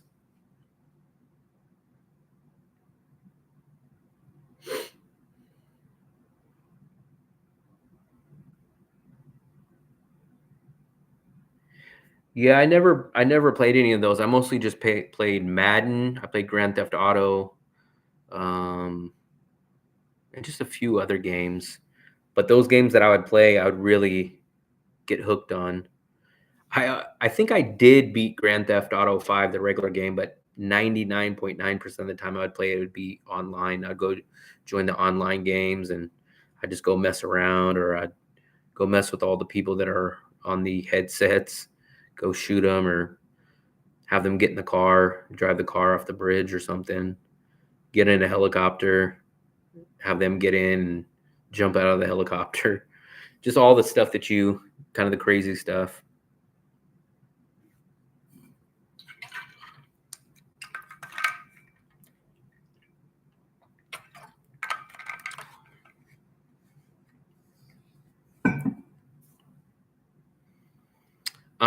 I am terrified of scooters in this city in Vietnam and Asia, but I think you can rent one for right around $100. $100 is a good number to uh, gauge.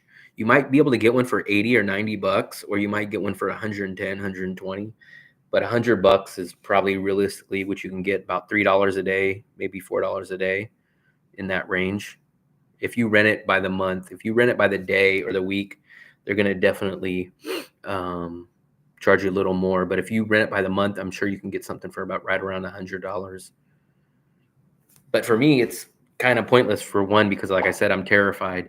Plus two, I spend such very little money on transportation. I take InDrive over Grab, which is cheaper. And if I even took that every single day, which I don't, but even if I took that every day, I'd probably only spend maybe $3 a month. I mean, $3 a day on a trip somewhere and a trip back at the most, which would still come out to be $90. Yeah. I miss all the real American stuff, like a quality burger. There's a few good burgers here.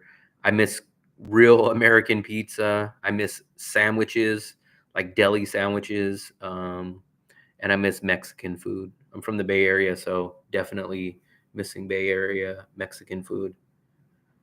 Um, I don't really have too many people that I hang out with over here. Like I said, I met up with two of those foreign guys. One was from the UK, one was from New York. And then a lot of the contacts that I run into here are actually like restaurant owners and people that are at restaurants.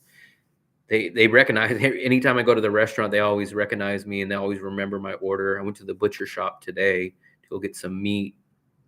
And basically, every time I go in there, they know me by name. Actually, I'll show you guys. I'll show you a couple things that I bought from the butcher shop. And I'll give you guys some ideas of prices.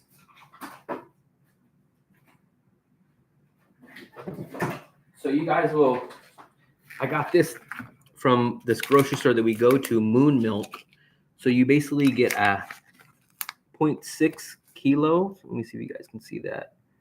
These are chicken wings. So chicken wings are not cheap at all in the USA. But this is probably a pound, one pound, a little over a pound. And this is what, 66,000.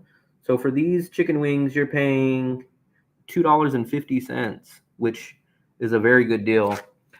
The other reason that I do like to go to that grocery store is because they have these discounts. If you guys see, normally it's 50% off, but I got some of this cheese for 30% off. So there's different stuff like that. Let me see what else I got for you guys.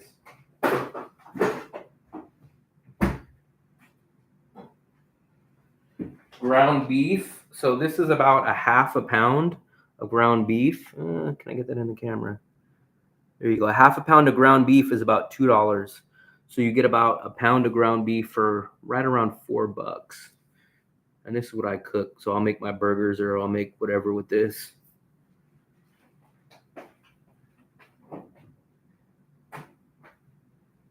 Eggs.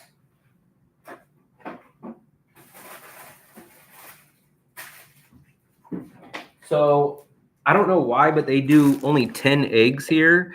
10 eggs, I spend right around $1.25 for 10 eggs. So for a dozen eggs would be right around $1.50. I get these little, I guess you would call them half loaves of bread.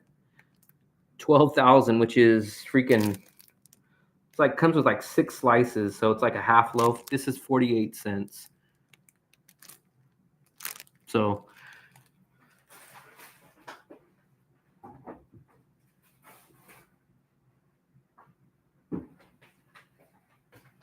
that's a few things that I have in my refrigerator that I buy from the local little grocery store that I have here called Moon Milk. I go to that once or twice a week or so.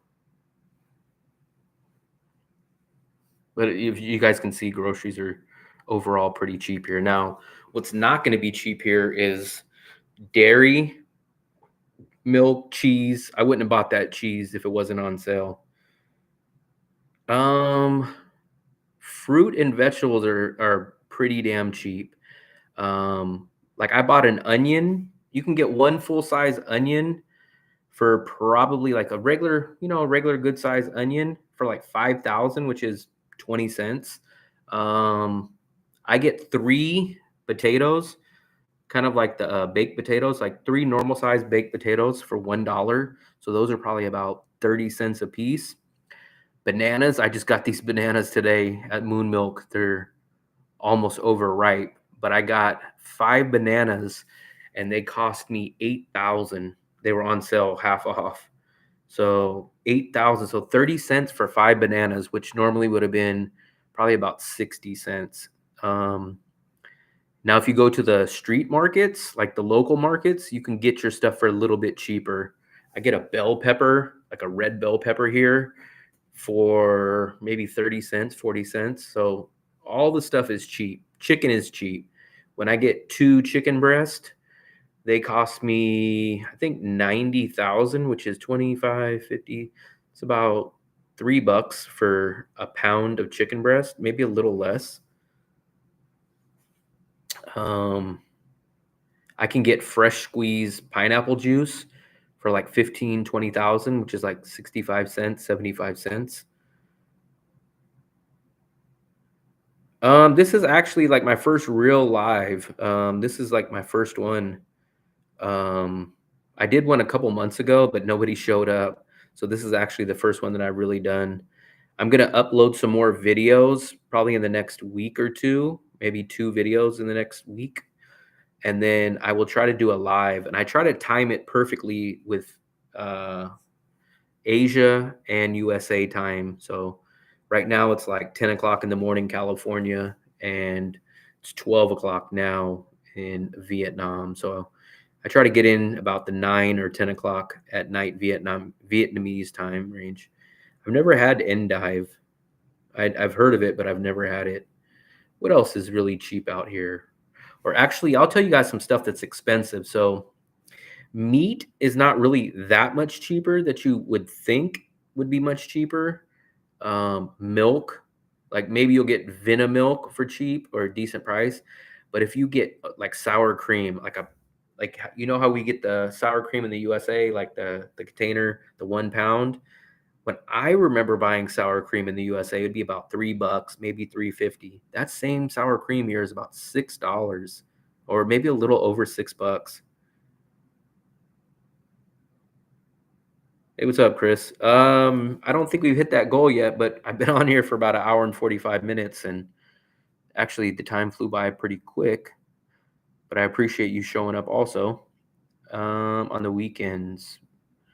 Yeah, I this is literally my first real live, so I'll experiment. Maybe even what I'll do next time is I'll do a live when I'm out somewhere. So I'll try to do a live. It's kind of hard with the USA time. I try to want to get some of my USA people on my live. But I'll try to do a live from my phone the next time I go out.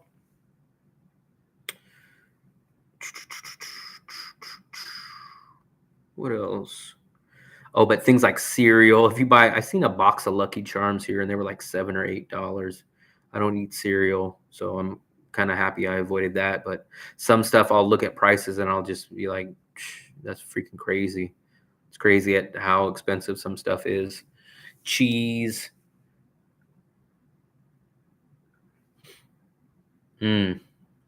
Yeah, I'll try to get that little sweet spot of what time lives work best for me. Like I said, I'm definitely gonna try to upload 2 more videos in the next 7 days. I could probably get another one uploaded in the next day or two, but I just don't know if that'll kill the algorithm and kind of slow the momentum down on the video that I just posted last night. So last night I just posted one. Let me see. Okay, so we're at 980 now. So, well, 23 hours ago, actually, I posted one 23 hours ago, and I posted another one 8 days ago. And I actually did a little quick, I think I froze there. But I did a YouTube, I was trying to do a YouTube short on that train ride. You guys can see right here, but it posted as a long content because I guess you need to do it as vertical. But oh well, so I just don't want to kill the algorithm or slow down the momentum of the other videos. So I might post my, what I think I'm going to do now is the Hue video. So that'll be the next one that gets posted, is the city of Hue. And I'm going to try to have that one up maybe, hopefully no later than Friday, maybe sooner, but we'll see. And I'll show you guys the city of Hue where I stayed. It's a city where the king used to have a live there in a castle. It was kind of a nice little city. I'll show you guys the hotel that I stayed at. I think it was 4 days. It was either 3 days or 4 days. I kind of think it was 4 days. It was actually much more humid. I spent about 4 days there. I stayed right by the mall and by the water. I'm not sure if you know where that's at, but that's literally right where I stayed. And they actually, it was surprising to me. I thought it was going to be a much more rural type of city. But actually they had like it reminded me of like Ho Chi Minh. It had like a little nightlife street on it. So that kind of surprised me. But the city was very humid. It was more hot than Da Nang, which I was kind of shocked about. Yeah, I think I went from like Monday through Thursday or something like that. I think that's how we did it. We took the train. So I actually enjoyed the train. The train takes a little bit longer than it should because sometimes it stops at these random stops and people get off and get drinks. But the train was actually decent. Yeah, the walking street. I was very surprised. I watched some videos about Hue, and when you watch them, they focus on the castle and the king's palace. So you don't really think it's a city like that, but it's kind of a two different types of cities. Yep, the river. I'm sure that you got approached by a lot of people trying to get you on those dragon boats.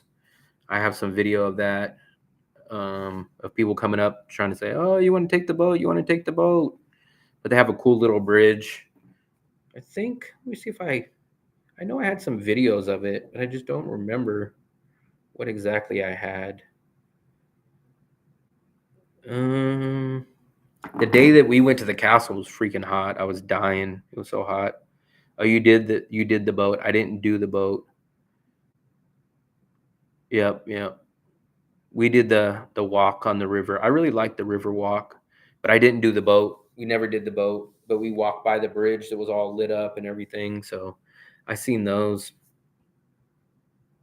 And then I think about 3 weeks after that is when I went to the city of Quinyon. It's called Quynhon. And that city was interesting. There was some actually some stuff that was really cheap in that city, but it's definitely a much more local type of feel. You don't have the mall, you don't have the entertainment or the tourist aspect in that city. Supposedly, I talked to one guy there who was a local that grew up there. He actually spoke pretty good English. I was surprised. And basically, I asked him, I said, "When's the last time you seen a tourist?" And he said, "It's been 3 months." Is it worth it? I really wanted to go for multiple reasons. There was a local that I ran into at one of the little plazas, and he spoke really good English. He said he's been to Canada and a couple of things that surprised me a lot. But basically, I would say it's like Da Nang before Da Nang got popular. So it's like it's not developed. There's no mall. I think there's one movie theater there, and the movie theater didn't have AC. It was showing older movies. Um, there was no real mall. So people go hang out at these plazas. I think you guys will like that video when I post it. You guys will see what a big difference it was from there. Yeah, yeah. I've been so far my whole time traveling, I've been to Hanoi, I've been to Ho Chi Minh, I've been to Da Nang, I've been to Hue, I've been to Quy Nhon, and I've been to Haiphong. Those are the cities that I've been to here. The only city, I'm not saying I wouldn't go to other cities, but the only city, two cities that are still on my list that I want to check off is Hoi An, which is only about 30 minutes from here, and then Nha Trang. A lot of people compare Da Nang to Nha Trang. I still think I'll like Da Nang better than Nha Trang, but we'll see. Supposedly, everyone says they're very similar, but you have the Korean tourist here in Da Nang, and you have the Russian tourist in Nha Trang.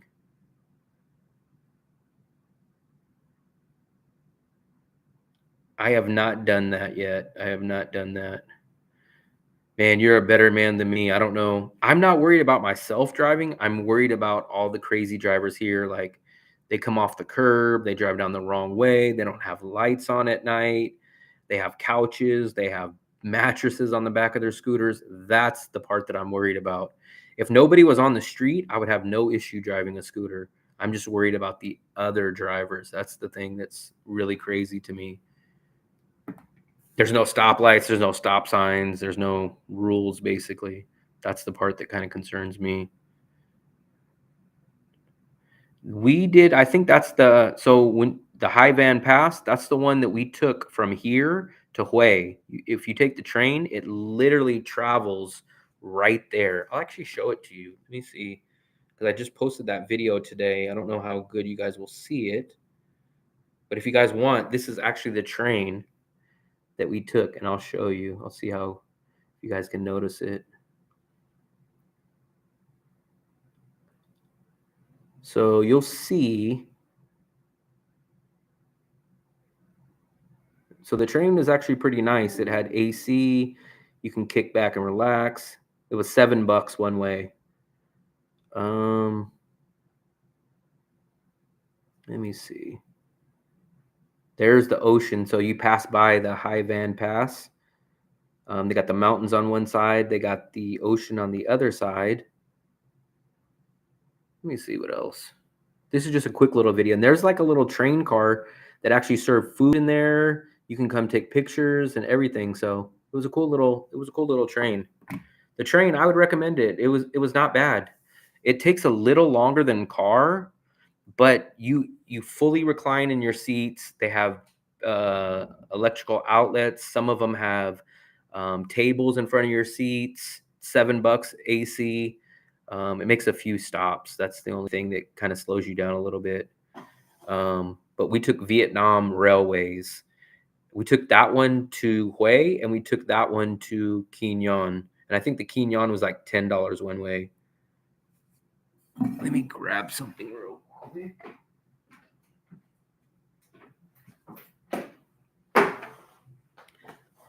But I would go on the train again. The only thing is, I think the closest city to Da Nang that you can take the train is Hue. So that one was like 2.5, almost close to 3 hours. It would have probably only been 2 hours if they didn't stop so long on some of the stops. And then Quy Nhon was like 4 hours or almost 5 hours. Yeah, man. I mean, I enjoy it. I came the first time to Vietnam in 2019. I went to Hanoi, I went to Ho Chi Minh, and I went to Haiphong. And it was okay. I didn't hate Vietnam. I didn't love Vietnam. I didn't really love Vietnam until I came in 2022 to Da Nang. And that's what's really made me enjoy staying in Vietnam was this city. This city has been the best city in Vietnam for me so far, by far. For quality, for price, for what you get. Yeah, yeah, that's what a lot of people say. Some people go there at nighttime and then they come back here to Da Nang at night after they've done the whole night in Hoi An. So, but I'm just taking it as it comes. Let's see.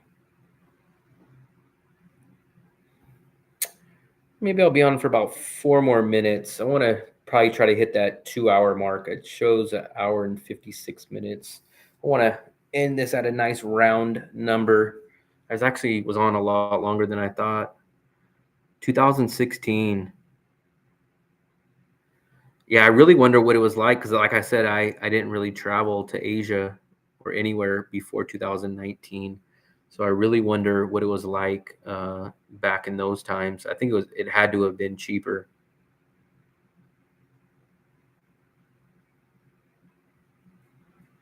It had to have been cheaper, but it was probably much less developed. Certain cities, especially Da Nang, especially way back then, 10 years ago, 10 years ago. Yeah, yeah. I've never really ran into anybody that says that they do not like Da Nang. That's kind of the thing about it. Da Nang, like anytime people come to Da Nang, they always enjoy it. It's got everything. I love that it has the beach. It's cheap. The food's good. It has an international airport. There's enough Western entertainment to not bore you. I'm almost in the same boat. I would love to be able to, literally when I tell people, like I tell them if they say like, oh, what you should go here, or I ask them, oh, you've been to 50 countries. Tell me an equivalent city to Da Nang in another country, and I've still yet to find something. Yep, yep. It's got the international airport, which is nice. It's got the beach. So now go find. That's exactly why I like Da Nang. So Da Nang, you can easily live for under $1,000, easily, more closer to $700 and $800 easily. It's got an international airport. It's got a beach. It's got enough Western entertainment, and the food's good, and it's safe. Go down a checklist of Asian countries that have a beach, an international airport, $800 or less to spend, enough Western entertainment, safe. I mean, you just can't find it. You just can't find it. Yeah, I mean, literally when I travel, if I go somewhere else, it literally would have to literally what I would tell someone is it has to be the equivalent of Da Nang. Find me an equivalent. I tried looking in the Philippines. In the Philippines, I've been to Manila, I've been to Cebu, I've been to Boracay, Makati, Iloilo, Bacolod, Dumaguete. So I've been to all those places, and in the Philippines, you can't find beach cities that are cheap. You can't find beach cities that have international airports. You can't find beach cities that give you everything. You can have Boracay, but it's not cheap.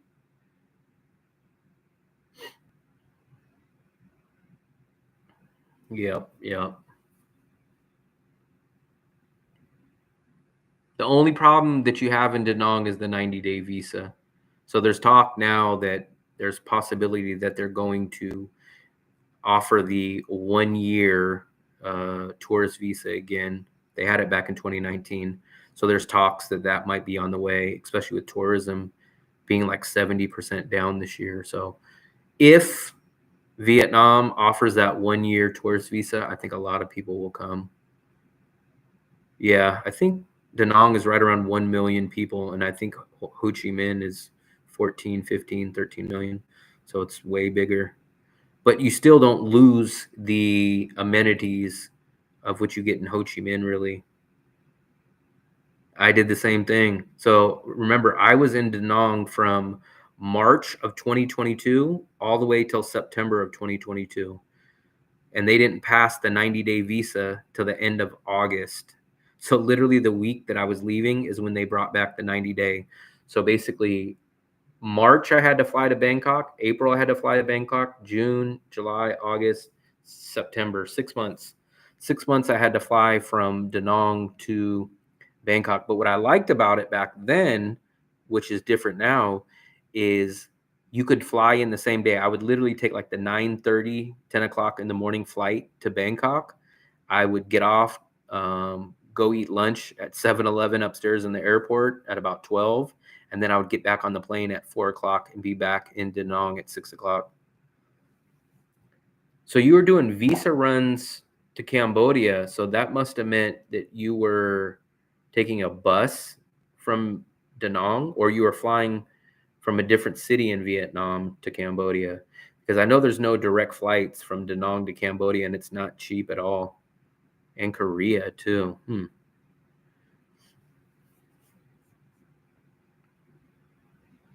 Yeah, I was doing those too. Yeah, see. I was just coming back the same day. 90%. I think I did a couple days in Bangkok. I think I actually stayed 2 or 3 days a few times, but majority of the time I was just flying there and coming right back. Da Nang to Siem Reap. Yeah. And I think when I looked at the tickets, I think they were like $200 or something. It was a crazy price. And the worst part about it, I didn't know it's direct. Maybe I was looking at Phnom Penh, but if you go to Phnom Penh, you have to literally fly from Da Nang to Bangkok and then Bangkok to Phnom Penh, and it's still expensive. So I was like, I'm skipping Cambodia. I see. I see. Hmm. That was the first time I ever did the bus visa run, was last month, and that was to Laos. It was interesting. Now, if I did it again, I know how it works and how you kind of do it. But I was a little hesitant and a little nervous about doing it the first time. But now, if I did it again, I'm still 50-50 on it, if I'm gonna fly or do that. I met a couple of cool people that live here in Da Nang, and they plan on doing the bus run again, and they would do it around the same time because all of our visas are basically due at the same time. So I might do the bus run again just to go on there and know a couple of people and basically enjoy the trip again. I did it through Lin Visa. So basically you can do it on your own. It's just a little bit more work. Um, yeah, that's who I went through. I went through Lin Visa. They were supposed to get me my expedited one because I applied for my new e-visa by myself, and they told me, "Oh yeah, okay, you've already done it.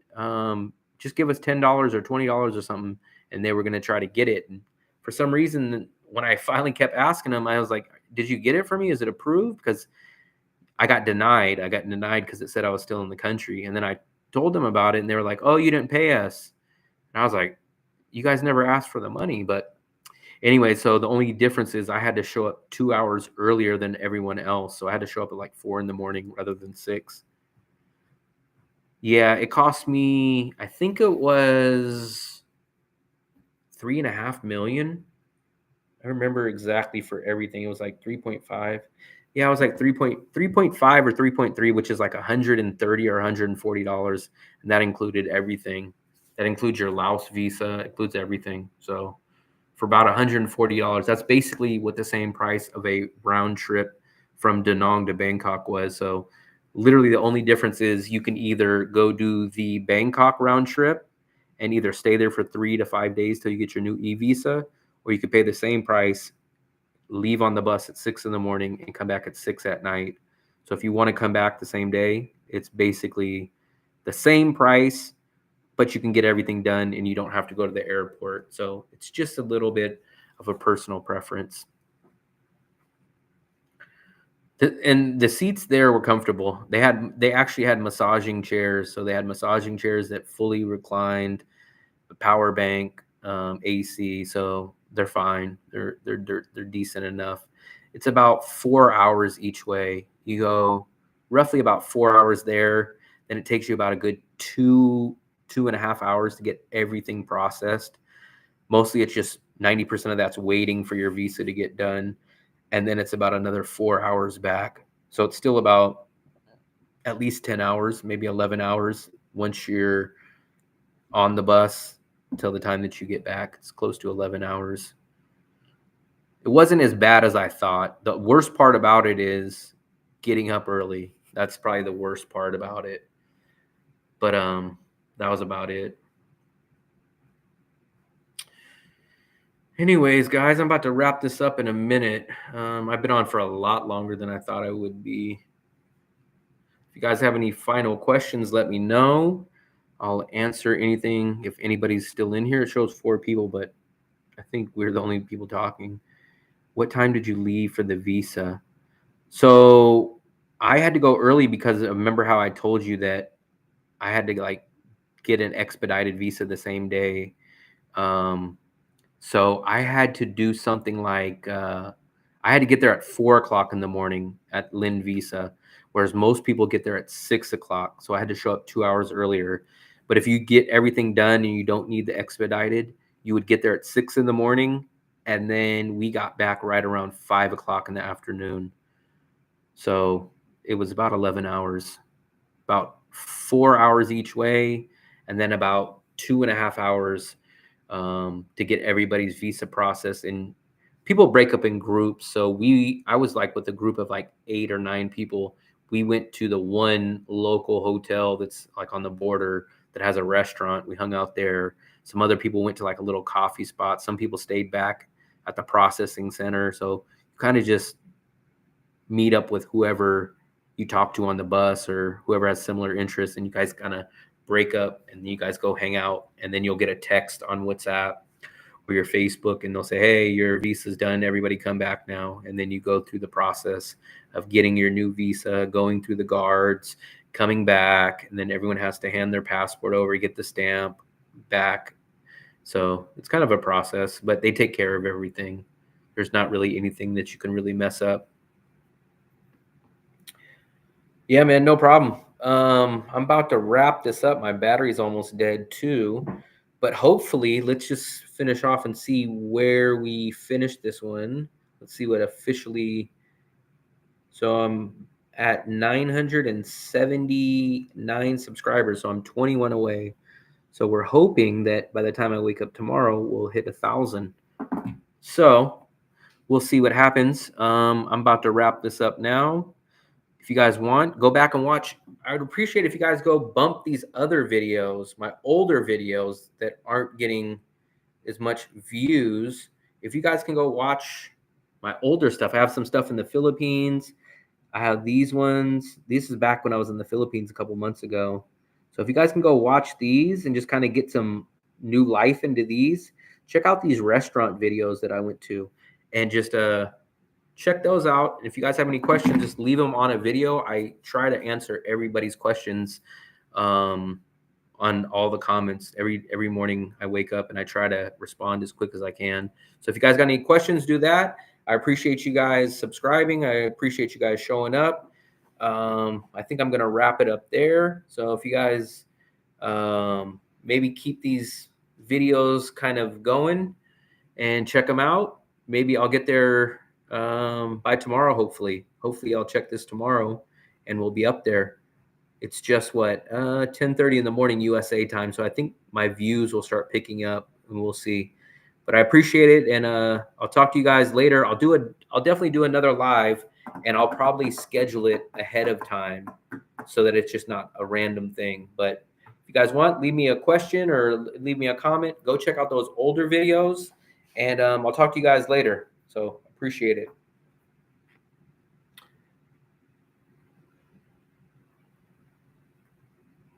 Boom.